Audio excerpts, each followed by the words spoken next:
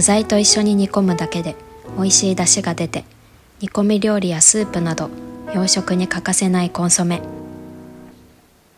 市販のコンソメも便利だけど、今日は化学調味料や添加物を使わずに一からコンソメを手作りしたいと思います。少し時間はかかるけど、材料は肉や玉ねぎ、人参、じゃがいも、香味野菜にきのこなど冷蔵庫にある身近な食材でできる。まずは材料の野菜をみじん切りにしていく。コンソメに入れる具材は最後にミキサーにかけてしまうので、あまり丁寧に切らなくても大丈夫なのだけど、最近まな板を新調したばかりなのでみじん切りがはかどる。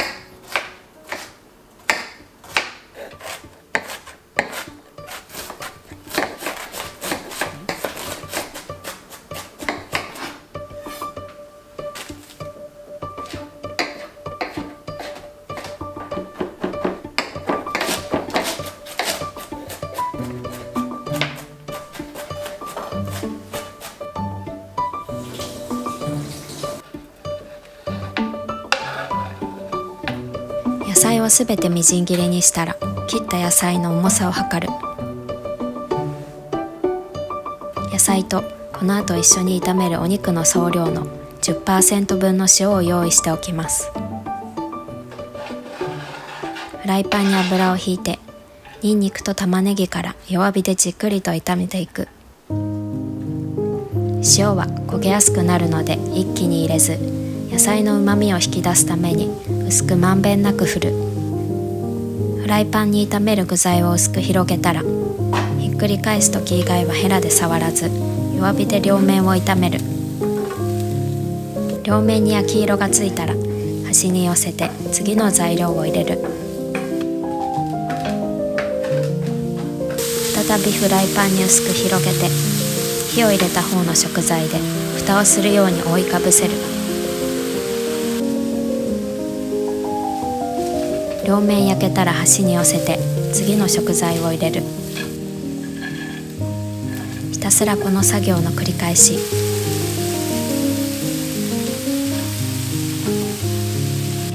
この炒め方は母に教わったマクロビの調理方法。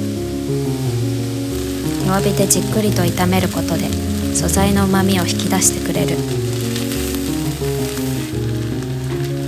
マクロビでは食材を入れる順番にもいろいろ決まりがあるらしいのだが、今回は火の通りにくい食材から順に入れている。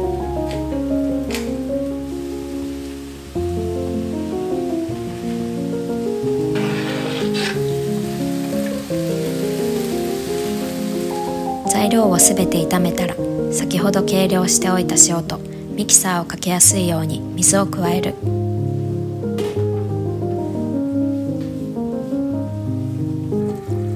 火を止めて滑らかになるまでブレンダーにかける。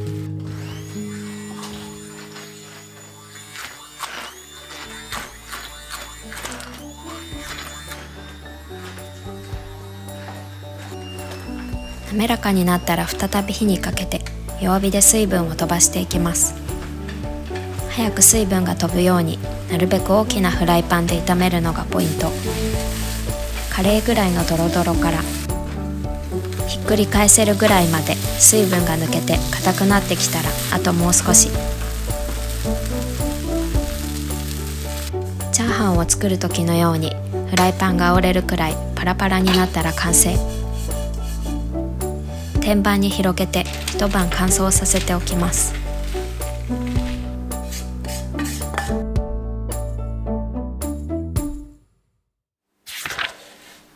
翌日、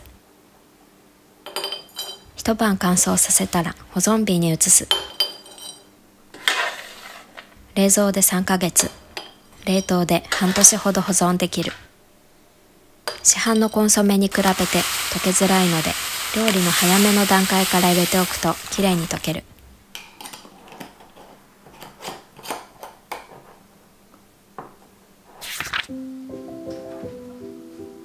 今日はこの自家製コンソメを使って朝ごはんを作ります。といっても作るのはブロッコリーのポタージュだけで、あとは前日の残りを盛り付けるだけの簡単朝ごはん。緑黄色野菜の中でも王様と呼ばれるほど栄養豊富なブロッコリー。最近安く手に入るし、なるべく食卓に取り入れたいのだけど、茹でただけだとなかなか息子が食べてくれない。ポタージュにしてみたところ、パクパク食べてくれたので、我が家の定番メニューになった。ブロッコリーは一口大に、ニンニクと玉ねぎはみじん切りにしておく。オリーブオイルをひいた鍋でニンニクと玉ねぎを炒めていきます。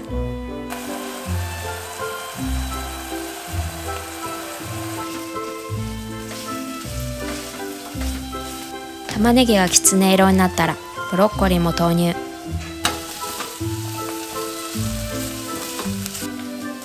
さっと炒めたら水とコンソメを入れて10分ほど煮る。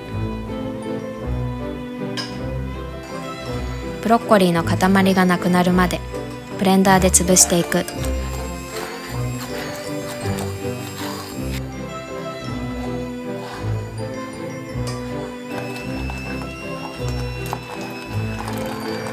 滑らかになったら牛乳を入れる。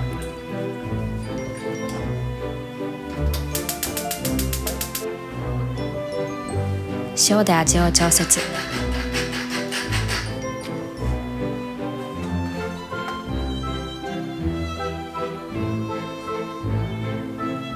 前日の残りのポテサラとスコーン、サラダを盛り付け。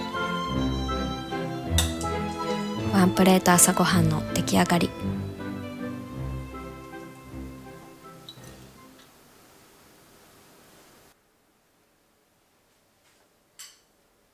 いただきます。